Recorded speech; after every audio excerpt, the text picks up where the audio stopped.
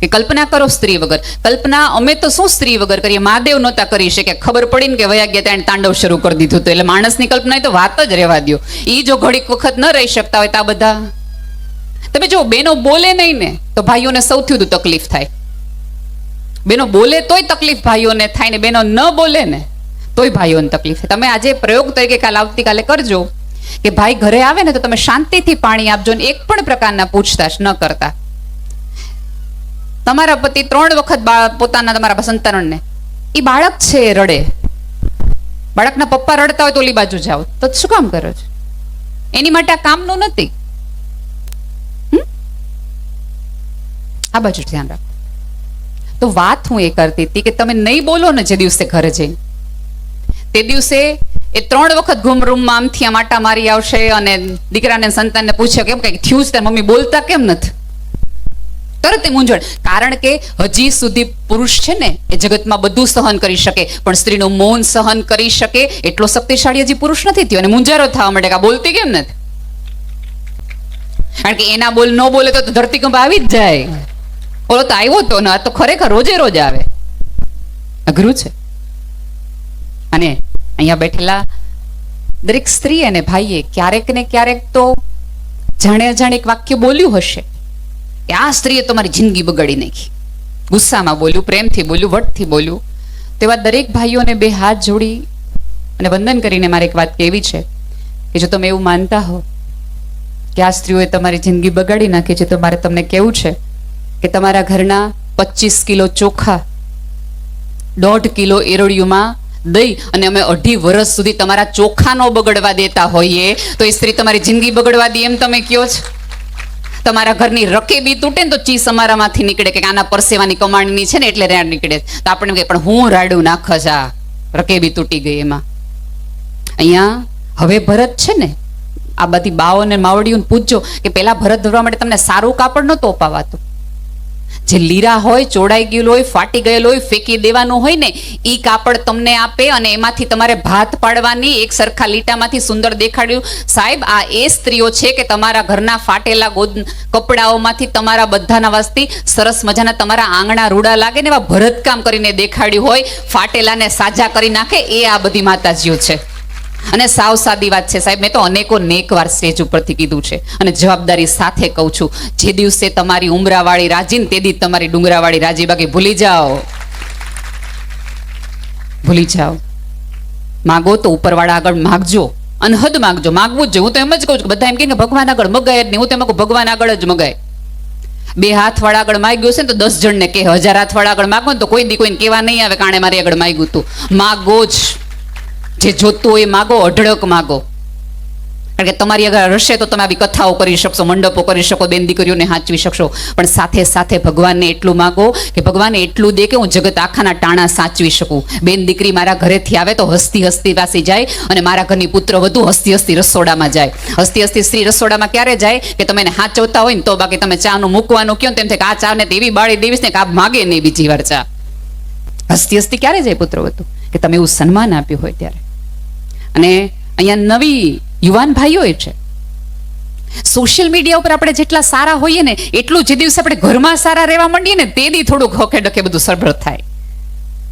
તમે જુઓ ત્યાં કોઈક સરસ મજાની બેન છે, એ ગમે એવી, હા એ બેનને આપણે કોઈ દિવસ મળ્યા ન હોય. અને બીજું કે તમે જેને સરલા કહો છો ને એ એકચ્યુઅલી સુરેશ છે એવું ઝુકરબર્ગે કહે છે, એટલા ફેક આઈડી સોશિયલ મીડિયા ઉપર છે. ત્યાં એક સરસ મજાનો શાકનો ફોટો, રીંગણાનો ઓળાનો ફોટો મૂકે, તમે કેટલા દિલ દિયો, અંગૂઠા દિયો. અરે આ મરી ગયા બિચારા, વાઢિયા પડી ગયા ઓળા કરી કરીને, કોઈ દી ન કીધું કે હારું બનાવ્યું ને તો તરત જ આપણે રોજ હું ઓળાને રોટલા હિલાવતા હશે નહીં. એક બહુ ખોટી ગેરસમજણ આપણા બધાના મગજમાં એવી રહી ગઈ છે કે ઘરના હોય થેન્ક યુ નહીં કહેવાનું, ઘરનાને કોઈ માફી માંગવાની રીત પારકા રહે હોય, એની માફી હોય, પોતાના થોડી માફી હોય નહીં. સૌથી વધુ તમારી બાજુમાં ને પડખે રહેનાર વ્યક્તિ છે એને જરૂર છે તમારા થેન્ક યુ ને સોરી. અને સૌથી કહું, આ બધી માં છે ને, એ પેઢીએ તો આભાર સાંભળ્યો જ નથી અને જગતનો ઓબ્જેસ જ લીધો છે. અત્યારે આમાંના કોઈક બાને બેસીને પગે લાગીને તમારામાંનો કોઈક દીકરો કે કોઈક પુરુષ એવું કહે ને કે તમે હતા તો અમે અહીંયા ટકી રહ્યા ને અમે ઉજળા થઈ ગયા. સાહેબ એ સ્ત્રીનો ઘસારો ને એનો ગોઠણનો દુખાવો હોય છે, ખારું થયું કે આ ઘર માટે મેં ઘસારો લીધો, એને કદર તો છે. કદર તો છે, પણ એ કદર આપવા માટે અહીંયા બેઠેલી બહેનોએ શરૂઆત કરવી પડશે. જે દિવસે તમારા કુખે આવતા સંતાનને, તમારા કુખે આવતા પુરુષને તમે સ્ત્રીની ક્ષમતા, સ્ત્રીનું સન્માન, સ્ત્રીએ કરેલા ઘસારા, સ્ત્રીએ કરેલા વલણ, સ્ત્રીએ કરેલા ઉજાગરાનો તમે હિસાબ આપતા શીખવાડશો, તો આમાંના જે નવી પેઢીના દીકરાઓ છે એ આવતા દિવસની દીકરીઓને કહેશે કે તું હું તારી સાથે છું, તો એ સન્માન આપશે. ત્યારે તો સરસ બધી દીકરીઓ ભણે છે, પોતાનું નામ બનાવે છે, પણ જો એ તમે નહીં શીખવો, જો તમને જેટલી ફરિયાદ તમારા પતિ માટે છે એ ફરિયાદની એટલી સુધારણા તમે તમારા દીકરામાં કરી શકો ને, એટલા તો એને તમે બદલાવી શકો ને. કે ભાઈ મને એવું છે કે ભાઈ મારા વર છે એને વખાણ કરતા આવડવા જોઈએ, તો તમે સાથે સાથે તમારા દીકરાને અત્યારથી શીખવાડો કે જો કોક સ્ત્રી 45 ડિગ્રીની અંદર તમને ગરમ ગરમ રોટલી કે રોટલો ખવડાવતી હોય તો એક વખત એ સ્ત્રીને પૂછવું જોઈએ તે જમ્યું. અને આ આમનું કામ નથી, તમારું ને મારું કામ છે એને એ સમજાવવાનું. માત્ર શિક્ષણ છે તમે ચોપડીમાં લઈ લેશો તો ખોપડીમાં કઈ ઉતરશે નહીં સીધું. આ વચગની રસ્તો કાઢવો પડશે મારે ને તમારે બંને. આ આખી કથાઓની અંદર સ્ત્રી પાત્રોના સર્જનની કેટલી બધી કથાઓ છે, કોઈક દિવસ ધ્યાનથી સાંભળો. પણ આમાં કેવું થાય ખબર છે કે આવી બધી વાતો થતી હોય ને એટલે આપણે એમ થાય સાંભળજો તમે તમારી હાટું હતું. અને બીજું કે પરિવારને જોડવા માટે સ્ત્રીએ સૌથી મોટી ભૂમિકા નિભાવવી પડે. કારણ કે મેં જેમ કીધું એમ કે ફાટેલા કપડાઓમાંથી સરસ મજાની રચનાઓ કરીને, સરસ મજાના ભરત ગૂંથણ કરીને તમે સરસ મજાનો ચાકડો બનાવી શકો, પણ એ ચાકડો બનાવતી વખતે એ સોયના ટેભા ઉપર તમારા ટસિયા ફૂટી જાય તો એ તમારે જ પી જવા પડે. એ લોહીના ટસિયા તમારે જ પીધા પડે. તમારું લોહી તમે પીધા કરો ને બાળા કરો ને તો પરિવાર ભેગા ને જોડાયેલા રહે, અને તો તમારા ચાકડા રૂડા લાગે. એના વગર શક્ય નથી. પણ આપણે તો કેવું કે વખાણ કરવાના હોય ને તો દરેક વ્યક્તિ બાજુની મામાના દીકરાની વહુ એટલી ડાય, અને એ કોના વખાણ, એ વખાણ કોની સામે કરો? તમારા દીકરાની વહુ સામે કરો. તમે આપણી પુત્ર વધુની સામે આપણો દીકરો જમતો હોય, ભાઈ આમ ટીવી જોતા હોય ત્યારે એમ કે ફલાણા ભાઈના દીકરાની કઈ વહુ છે એવી ડાય ને એવું સરસ ફળિયું વાળે ને એવું સરસ રસોઈ કરે ને બોલાવે ચલાવે હારી. હવે ઓલી જે કરતી હોય તમારું એને હું મગજમાં વિચાર આવે? બહુ સાંભળ્યા પછી ક્યારેક એ તમને એમ કે તો ન્યા રહેવા વયા જાઓ. અહીંયા બેઠેલી તમામ માતાઓને વિનંતી છે કે તમારે વખાણ કરવા હોય, આદર કરવું હોય, સન્માન કરવું હોય તો તમારી પુત્ર વધુનું કરો, કારણ કે તમારું વૃદ્ધત્વ એ સંભાળવાની છે, પાડોશની કે બીજી દીકરાની વહુ નહીં. એની તમે કદર કરી હશે તો સાંભળો. ચોક્કસ દીકરીઓને દેવા એટલું દો, દેવું જ જોઈએ. એના ભાગનું જ ઉપરવાળો ક્યારેક આપણને આપતો હોય છે, દો.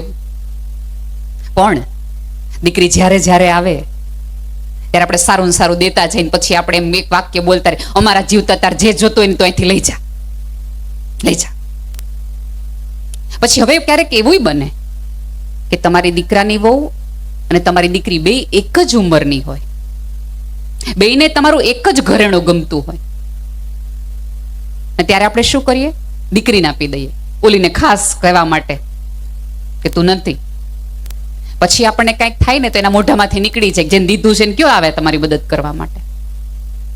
હા, પણ આ તો આ યુગની દીકરીઓ છે, ભણેલ ગણેલ છે. જ્યારે તમારી મમ્મી ઘરનું સારામાં સારું ઘરેણું, સારામાં સારું ગોદડું કે સારામાં સારો ચાકડો તમને દેતી હોય ત્યારે કયો કે આ ભાભીને ગમે છે અને તારું વૃદ્ધત્વ પાલવવા માટે તને માંદી હાજી થઈશ તો તારો પગ ભાંગશે તો હું નહીં આવી શકું, આને દે. અને એને દીધું હશે તો બહુ જ આનંદથી તમારું કરશે, અને ક્યારેક તમે એને સાચવી હશે તો સામેથી તમને કહેશે. અને ઘણી વખત તમે જો અત્યારે યુગ એવો તકલીફ વાળો થઈ ગયો છે, અને ઘણી બધી અત્યારે મામેરા વખતે સૌ પ્રેમથી કહી દે કે બાય બમાને જીવતા જ બધું આપી દીધું, હવે અમારે કહી દેવાની જરૂર જ નથી. આવી નાની નાની વાતોથી આટલા સારા પરિવાર, તમે વિચાર તો કરો, આખા ગામને આ 21મી સદીમાં 2025માં કોકને આવો વિચાર આવે કે આખું ગામ ભેગું થાય અને ભાગવતની કથા કરે. શું કામ? અત્યારે કેટલી બધી કથાઓ, કેટલું બધું વિચારતા થાય, ટીવીમાં આમ કરો ને ક્લિક કરો ને બધું આંગળે છે. તેમ છતાં આપણે ધર્મના આંગળીએ એટલે જઈએ છીએ કારણ કે ધર્મ આપણને બગડવા નથી દેતો. અમારે ભીખુદાનભાઈ બહુ સરસ વાત કરે કે પહેલાના જમાનામાં છે ને ઉમરા હતા, હજી કદાચ તમારા ગામમાં હશે ઉમરા. તમે દોડતા જાઓ ને તો તમને ઠેસ વાગે, અને ઠેસ વાગે એટલે તમને ઉમરો તમને રોકતો હોય, પૂછતો હોય, એમ તમને એમ પૂછે કે ઉતાવળમાં ક્યાં જાઓ છો? તમે સભાન થાવ, અને પાછળ બેઠેલો એકાજ અવાજ તમને ખમા કે તમને, કારણ કે તમને ઠેસ વાગી. એટલે ખમા કહેતા અવાજના ખોડાઓ જ્યાં સુધી તમારી પાસે છે ત્યાં સુધી તમે સુરક્ષિત છો. આ ઉમરાઓ ક્યાંક મને ને તમને હંમેશા પૂછે છે ક્યાં જાઓ છો, કોની સાથે જાઓ છો, સાચું બોલીને જાઓ છો કે નહીં, જેનું કહીને જાઓ છો, અને બીજું કે જેને ખમા કીધું છે એને આશા છે કે તમે વળતી વખતે સારી રીતે પાછા આવશો. ઉમરાનું આ મહત્વ છે. આ ભીખુદાનભાઈની કીધેલી વાત છે. ઉમરાઓ નથી હવે મારા ને તમારા ઘરમાં, પણ ઉંમર લાયક વડીલ તો છે. અમારે મોરારી બાપુ એક બહુ સરસ વાત કરે કે આ જગતમાં તમને રોકવા વાળા બહુ હવે છે કે તમે આગળ ન વધો. એમણે કીધું ને કે રૂમાલ હું કહું હેઠો પડે, હું કે તો હેઠો પડે. હેઠું પાડવા માટે તો બધા એક થઈ જાય. બધા કેવા છત્રી આખો એક થઈ ગઈ ને, પડે પડે પડે. ઊભા કરવામાં થાવ ને તો તમે માણસ કહેવાવ. એક માણસ પડતો હોય ને ઊભા કરવામાં તમે સાથે થાવ તો હાચા કહેવાવ. બાકી પાડવામાં ભેગા થાય જ. એ કઈ મોટી વાત નથી. તો વાત એ છે કે જ્યાં સુધી એ મોરારી બાપુ કે છે એમ કે તમને રોકવા વાળા તો બહુ છે, હવે ટોકવા વાળા નથી રહ્યા. કે તમે ખોટી દિશામાં જતા હો, ખોટી જગ્યાએ જતા હો તો તમે તરત કોઈ પૂછે, બા પૂછે, ભાઈ પૂછે, ક્યાં જાઓ છો, કામ જાઓ છો. અને આપણે અત્યારે કેવું છે કે બહુ બધા બહુ ડરીને રહીએ છીએ. તમે જુઓ કે અત્યારે આપણે ડાયાબિટીસ ન થાય એટલે ખાંડ ખાવાનું મૂકી દીધું. બીક છે ડાયાબિટીસ થઈ જાય, ડાયાબિટીસ થઈ જશે. કોલેસ્ટ્રોલ ની બીકે આપણે તેલ વાળું ખાવાનું બંધ કરી દીધું. નહીં કોલેસ્ટ્રોલ વધી જાય, કોલેસ્ટ્રોલ વધુ ખાવાનું નથી. બીપી ની બીકે અથાણા મૂકી દીધા, મીઠું મૂકી દીધું, બધું ડરીને મૂકતા ગયા, ડરતા ગયા, મૂકતા ગયા. પણ ખાવાનું મૂકી દીધું, મીઠું મૂકી દીધું, તળેલું મૂકી દીધું, ન ખાવાનું ખાવાથી મૂકી દીધું. પણ જે ન ખાવું જોઈએ, હરામનું ન ખાવું જોઈએ, એ મને મૂક્યું નહીં. એનાથી ઉપરવાળાના ડરે હરામનું ખાવાનું ન મૂક્યું. મૂકવું તો ઉપરવાળાની બીકે એ મૂકવું જોઈએ ને. બીપી કોલેસ્ટ્રોલની બીકે જો તમે આટલું ખાવાનું મૂકી દેતા હો તો ઉપરવાળાના ડરના કારણે તમારે મૂકવું જોઈએ. અમારા નાની બા બહુ સરસ એકવાર વાત કરતા હતા કે પહેલાના જમાના કદાચ આમાંના ઘણા બધા ગઢિયાઓને ખબર હશે કે ઓલી જમીનમાં સહી સાહેબની કરાવે ને તો સાહેબ 2 રૂપિયા, 5 રૂપિયા, 3 રૂપિયા લે ત્યારે સહી કરી દે. એટલે આવા એક સાહેબ કે જે સહી કરવાના પૈસા લે, ગામ આખું કંટાળી ગયું હતું સાહેબથી. આવું કોઈક વડીલ વૃદ્ધ હશે વડલા જેવું. એને એમ કીધું કે એક કામ કરો ને સાહેબને તમે આજ જઈને બધા યુવાનો જઈને કહો કે સાહેબ એક કામ કરો, આજ સાંજે અમારા બધાના ઘરે એક વાડીમાં આપણે જમણવાર રાખીએ અને બધાનું હાગમટે પતાવી દઈએ. બધાને તમારે 2, 5 જે લેવાના હોય એક હારે તમે લઈ લેજો. સાહેબને વાત સાચી લાગી. સાહેબ ઘરે કહીને આવ્યા કે આજથી વાંધો નહીં આવે. આજે આખા ગામે ભેગા થઈ નક્કી કર્યું સાહેબને દઈ દો. પીરસવા માંડ્યો સાહેબનું બધું. પછી ઓલા જે વડીલ હતા કે જેને આખો માછડો રચ્યો હતો સાહેબને જમવાનો ને ઓલું વધારાનો દેવાનો, એને સાહેબને લસણની ચટણી મૂકી. એટલે સાહેબ કે હું લસણ નથી ખાતો, હું લસણ ખાવ તો મારું પેટ બગડે, લસણ નથી ખાતો. એટલે ઓલા દાદાએ બીજી ચમચી લસણની ખાધી કે સાહેબ લસણ ખાવાનું શરૂ કરી દો. લસણ ખાવાથી તો તમારું પેટ બગડશે, પણ હરામનું ખાવાથી તો તમારી પેઢીઓ બગડશે. એટલે એ રહેવા દો, ત્યાં સ્ટોપ થઈ જાઓ. એ નથી ખાવા જેવું. ક્યાંક આ બધી કથાઓ મારી અને તમારા માટે પાસે આ જગતના ચોકમાં જવા માટેના ઉમરાનું કામ કરે છે. કે તમે ધડ દઈને ન જવાની જગ્યાએ જતા હો તો એકાદ વાક્ય તમને રોકે. ન ખાવાનું તમે ખાતા હો તો એકાદ શબ્દ અને એકાદ અવતારની વાર્તા તમને બીવડાવે, ડરાવે અને સમજાવે કે આ કરવા જેવું નથી. કારણ કે ઓલાએ કર્યું હતું તો આપણને ખબર છે કેવી રીતે થયું હતું. અને નવી પેઢીની તો ખાસ આ કથાઓ એટલા માટે કહો કે જો તમે ઈચ્છતા હો કે આવતા દિવસોમાં તમારા ઝાડ ઉપર સારા ફૂલો અને ફૂલ આવે તો એની માટે બહુ જરૂરી છે કે તમે મૂળિયા સાથે કામ કરવાનું શરૂ કરો. આ સંસ્કૃતિનું કામ જ એટલા માટે કરીએ છીએ. ધર્મનું કામ જ એ છે કે મૂળના ઊંડિયા રાખવા. કેટલી બધી જગ્યાઓ એવી છે કે જ્યાં હું ને તમે આ કરી શકીએ છીએ. યુવાનો અહીંયા કેટલા બધા બેઠા છે. અને આવતા દિવસોમાં તો જ્યારે સ્ત્રીઓ સંતાનોને મોટા કરશે ને, આમાંના કેટલા બધા બા એવા હશે કે અમે તને મોટા કર્યા ત્યારે તને ખબર નથી, અમે કેટલી મજૂરી કરી, કેટલા ખાડા ખોદ્યા, કેટલું આ કર્યું. હવે અમારીની પેઢી છે એને પોતાના સંતાનોને એવું કહેશે તને ખબર નથી, તને મોટા કરવામાં અમે 3 કલાક ઓફલાઈન રહ્યા ને તને મોટા કર્યા છે. એટલું આપણે મોબાઈલમાં રહેતા હોઈએ. 3 દિવસ સુધી સ્ટેટસ નથી બદલ્યા ને તને ભણાવ્યો, તું સમજ, આટલું મહત્વ છે તને ભણાવવાનું. અને ભાઈઓ બી એવું કહેશે, જેને બધા વ્યસન અલગ અલગ હોય, તને હું ખબર રોજના 5 માવા જોતા હતા, તારું ભણવાના આવ્યું છે ને 3 કરી નાખ્યા, ઓછું કરી નાખ્યું તો તું ભણ્યો, તને હું ખબર હોય. આખું ડાયમેન્શન બદલાઈ જશે, વિચારધારા બદલાઈ જશે. જેટલો વિચાર, અને મને તો બહુ જ ગમે કે ભાઈએ સરસ વાત કરી કે આ પહેરવેશ ઉપરથી, આ 365 દિવસનો પહેરવેશ નથી. તમે જો, તમે જ્યારે આ પહેરવેશમાં છો તમારી ચાલ બદલાઈ જશે. તમે જે રેગ્યુલર ચાલ સાથે ચાલતા હોય એ ચાલ સાથે તમે આ પહેરવેશમાં નહીં ચાલો, તમારી કરોડરજ્જુ એની મેળે ઊભી થઈ જશે. કારણ કે તમને ખબર છે કે તમે શું પહેર્યું છે નહીં, તમને ખબર છે કે તમે કોના છો, કે તમે આ પહેર્યું છે. કે સેમ નથી એમ કે આ કોઈ કોપી પેસ્ટ કરી શકાય. બધા જેવું થઈ શકે. જો બધા જ પ્રકારના દેખાડા થઈ શકે કે હું સારી છું, હું બહુ મળતાવળી છું, હું બહુ સમાજ સેવક છું, હું કોઈ દિવસ કોઈનું ખોટું કરું નહીં, હું બોલું નહીં, આવા બધા તમે દેખાડા કરી શકો. તમે કોઈ દિવસ દાન દેતા હોય દાનવીરના દેખાડા નહીં કરી શકો. એની એક્ટિંગ થાય જ નહીં, તમારે દેવું જ પડે. ભાઈએ પૂછી લીધું ને કે વ્યક્તિગત છે, કારણ કે દેવા પડે, એ કરવું પડે. કોઈ દિવસ નહીં. થોડા શાંત થાવ. અત્યારે આ યુગની સૌથી મોટી સમસ્યા, ખાસ કરીને યુવાનોમાં, બહુ જલ્દી આપણે ગરમ થઈ જઈએ છીએ. લોહી ચોક્કસ ગરમ રખાય, પણ હવે તલવારમાં નહીં, કલમમાં રખાય, વિચારમાં રખાય. તમારી વાતથી પરિવર્તન લવાય. હવે એવા યુગમાં છીએ. અને હમણાં તમે થોડા વખત પહેલા સાંભળ્યું હશે, એલન મસ્કે જ બહુ સરસ વાત, કે જે એઆઈ, આ ટેકનોલોજીની આખા જમાને જે નવયુવાનોને લાગુ પડે એવી વાત છે, કે એણે એક કીધું, આજ સવારના જ છાપામાં છે, કે 10 લાખ જેટલી નોકરીઓ જતી રહી કોમ્પ્યુટર અને એઆઈના હિસાબે. કોની નોકરી ટકશે? તો કે જેને જમીન છે ને જેને ખેતી કરતા આવડે છે, આ 2 જ વ્યક્તિઓ આવતા દિવસોમાં ટકી જવાના છે. બાકી ભૂલી જાઓ.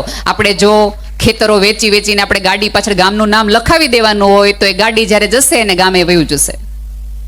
હા, આ વૃદ્ધ ચામડી, કરચલીવાળી ચામડી, આ સફેદ ગુણાને તો પગ પૂજવા જોઈએ. એમણે કેવા કેવા કપરા દિવસો કાઢ્યા, સાયકલમાં દિવસો કાઢ્યા, દેણા કર્યા, ભૂખ્યા રહ્યા, પણ એને ક્યારેય જમીન ન વેચી. કારણ કે એને ખબર હતી જમીનનો ટુકડો હશે ને તો મારી હાથ પેઢી જમીનના ટુકડામાંથી તરશે. એને એટલું ધ્યાન રાખ્યું મારું ને તમારું. એટલે હવે ક્યારેક પિતાને ન પૂછતા તમે અમારી માટે કર્યું હું. થાય કોઈક મોટા માણસને જોઈને ઈચ્છા થઈ જાય આપણને કે આના પપ્પાએ આટલું કર્યું, ઓલાએ આમ કર્યું, ઓટલાએ આમ કર્યું. પણ તમારા પપ્પાએ એની પાસે જે હતું ને સાચવી રાખ્યું. આપણે કદાચ આપણે આપણી પેઢી માટે સાચવી રાખી શકશું કે નહીં એ આપણને ખબર નથી.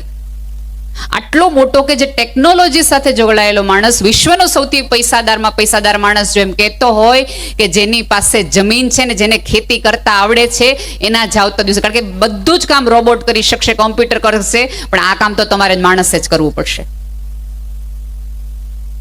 તો તમે તો એની સાથે જોડાયેલા લોકો છો. સાચવી રાખજો, આ વિરાસત છે તમારી.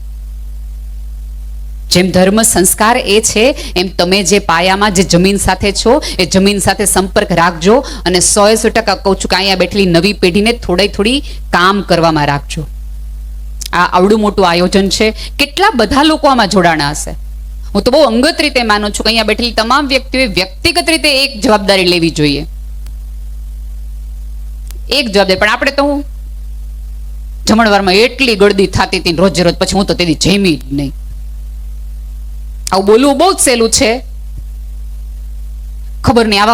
આજ કઈ દાળમાં મજા જ નહોતી આવતી. પહેલેથી દાળ હતી ને એવી હતી. આવું બોલવું બહુ જ સહેલું છે, પણ આટલી ગીર્દી થાય, આટલી ગીર્દી થાય. આમાંના કઈ બહેનોએ એવું કીધું કે આપણે કામ કરો, લાઈન રાખો, પેલા આટલી બહેનોને જમીને બહાર નીકળી જવા દો. એવું ના કરીએ આપણને. વિચાર તો આપણે ફરિયાદ કરતા પહેલા આ વિચાર કરો કે ઓહો ટોળા બાયું સમજે નહીં, પણ હું ઈ જ છું, હું એ જ છું. કોઈ પણ ફરિયાદ કરો ત્યારે પહેલા તમારી જાતને એ પૂછો કે તમે આ પરિવર્તન લાવી શકો એમ છો? તો ત્યાં સુધી જાઓ. જીભને મેં કીધું એમ કાબુમાં રાખો ને થોડા શાંત થાઓ. એક વખત એક દરજી હતો, એ સોયથી કામ કરે ને ત્યારે સોયને અહીંયા પોતાની ટોપીમાં રાખે અને કાતરથી કામ કરતો જાય, કાતરને પોતાના પગે રાખે. કાતર મોંઘી છે, સોય સસ્તી છે. એ રોજ આવું થાય એટલે એક વખત એના દીકરા હિંમતથી પૂછ્યું કે પપ્પા તમે આ રોજ કેમ આવું કરો? તમને ખબર છે કાતર કેટલા રૂપિયાની આવે? આ પિત્તળના હાથાવાળી મોંઘી કેટલી છે, એને તમે પગ નીચે રાખવાના હોય તો એ કે આમ ન મળી જાય તમને જોઈએ એટલે. એક પડીકામાં 10 આવે છે, એ ખોવાઈ જાય તો કઈ વાંધો ન આવે, તમે ન હોય સાચો છો. ત્યારે એના પિતાએ સોયમાં દોરો પુરવતી વખતે એવું કીધું હતું કે સોય છે ને એ જોડવાનું કામ કરે છે ને, સાંધે છે ને ફાટેલા ને તૂટી ગયેલા ને, એટલે એને માથે ચડાવું છું. અને કાતરના કામ છે ને 2 જણાને કાપવાના છે એટલે પગે રખાય. કાપવાના કામ કરશો ને તો આજીવન પગે રહેશો ને ગામની બહાર રહેશો. જોડવા વાળા બન્યા ને તો 5 જણામાં પૂછાશો ને, તમે નહીં હોય તોય તમારા નામ દઈને કહેવાશે કે ઓલા ભાઈને ફલાણા ભાભીને બોલાવો ને એનું કામ પડ્યું છે, આ ઘર તૂટી રહ્યું છે, આ 2 ભાઈઓ બાંધી રહ્યા છે. બાકી ઘણા તો એવા હોય, એવા સ્વભાવ વાળા હોય ને કે હોય તો એમ લોકો એમ કે ઈ ન હોય ને ત્યાં કામ પતાવી દેજો, બાકી આવશે ને તો હમણાં મળશે. તમે જો પ્રસંગો માંડવાના હોય ને એટલે પેલા એવું થાય કે ફલાણા મોટા ભાઈને બોલાવો, મોટા બાને બોલાવો, એના વગર કોઈને ખબર નહીં પડે.